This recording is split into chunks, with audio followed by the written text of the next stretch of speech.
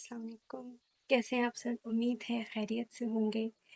आज मैं अपनी तहसीलदार की जो सीरीज़ ने स्टार्ट की है उसमें पाकिस्तान स्टडीज़ के पेपर को डिस्कस करेंगे।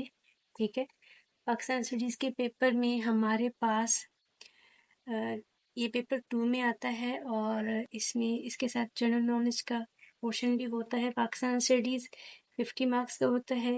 इसके क्वेश्चंस की बेस पे हमने इसको डिवाइड किया है। तहसीलदार के पेपर में pre partition era, post partition era और करंट टॉपिक्स आते हैं क्वेश्चंस। ठीक है, तो प्री पार्टीशन एरा की अगर हम बात करें 712 AD से लेके 1947 तक जितने भी इवेंट हुए हैं पाकिस्तान की हिस्ट्री में वो सब हमारे प्री पार्टीशन एरा में आते हैं और इनमें जो क्वेश्चंस हैं वो इन्हीं एरियाज इन्हीं टाइम ड्यूरेशन के जो मेन इवेंट्स हैं वहाँ से आते हैं।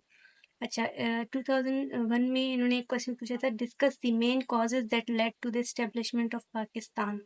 ठीक है, तो इन्होंने पूछा है कि पाकिस्तान बनने की असल वजूहात क्या थी जिसके लिए हमें पाकिस्तान बनाने की ज़रूरत पड़ी।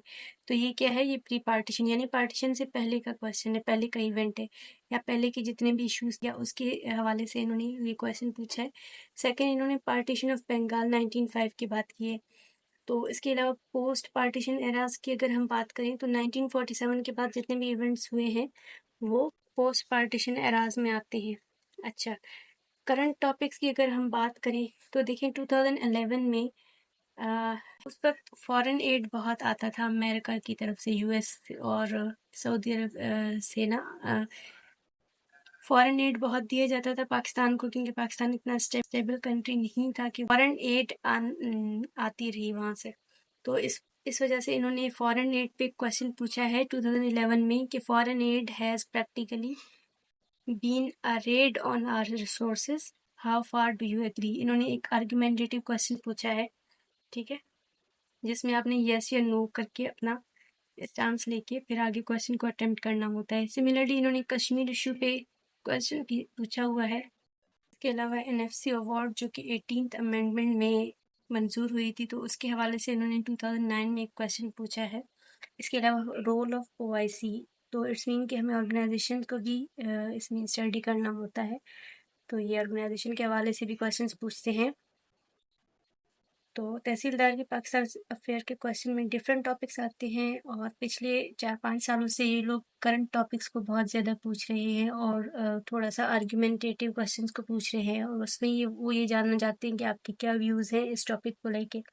उसके लिए आपने न्यूज़पेपर बहुत डिटेल में पढ़ना है, ठीक है। न्यूज़पेपर में जितने भी करंट और इंटरनेशनल इश्यूज़ जितने भी हैं, current regional and international issues, उनको आपने पढ़ना है जिससे आपकी प्रिपरेशन अच्छी हो जाएगी। इसके अलावा मेरे पास कुछ बुक्स हैं जो मैं आपसे शेयर करना चाहती हूँ पाकिस्तान अफेयर के हवाले से। ये बुक है मेरे पास पाकिस्तान अफेयर कारवान की, ठीक है। इसमें पाकिस्तान अफेयर के questions pre partition and post partition era को बहुत अच्छे से डिस्क्राइब किया गया है। करंट अफेयर के जो टॉपिक्स हैं पाकिस्तान के रिलेटेड या वर्ल्ड के रिलेटेड, तो वो न्यूज़पेपर से आप प्रिपेयर कर सकते हैं। उसके अलावा आप ग्रेजुएशन, क्योंकि ये ग्रेजुएशन लेवल का सिलेबस होता है पाकिस्तान अफेयर का, तो आप अपनी ग्रेजुएशन की किसी भी बुक से उसकी प्रिपरेशन कर सकते हैं। मेरे पास ये ग्रेजुएशन की बुक है तो इससे भी मैं प्रिपरेशन कर रही हूँ। इसके अलावा अगर आप करंट अफेयर को अच्छा बनाना चाह रहे हैं, करंट अफेयर के टॉपिक्स पाकिस्तान स्टडीज़ में, तो कॉन्टेम्प्रेरी अफेयर्स बाय इम्तियाज़ शाहिद, ये बुक बहुत बेस्ट है करंट अफेयर के हवाले से। जितने भी क्वेश्चंस पाकिस्तान अफेयर में आते हैं ये लेंथी क्वेश्चंस होते हैं, तकरीबन 15 to 20 मार्क्स के क्वेश्चन होते हैं, तो इनको आपने डिटेल में अटेम्प्ट करना होता है। कोई एमसीक्यूज या कोई भी शॉर्ट डेफिनेशंस वगैरह नहीं आती, इसमें डिटेल्ड क्वेश्चन आते हैं, तो इसकी प्रिपरेशन भी उस तरीके से होनी चाहिए, ठीक है।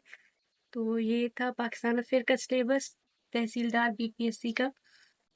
इसके अलावा आपको कोई भी क्यूरी, कोई भी क्वेश्चंस पूछना हो तो आप मुझे कमेंट सेक्शन में मैसेज कर सकते हैं। इसके अलावा आपको किसी भी बुक की पीडीएफ चाहिए तो kindly do tell me, I will respond you as soon as possible. Take care of yourself. Allah Hafiz.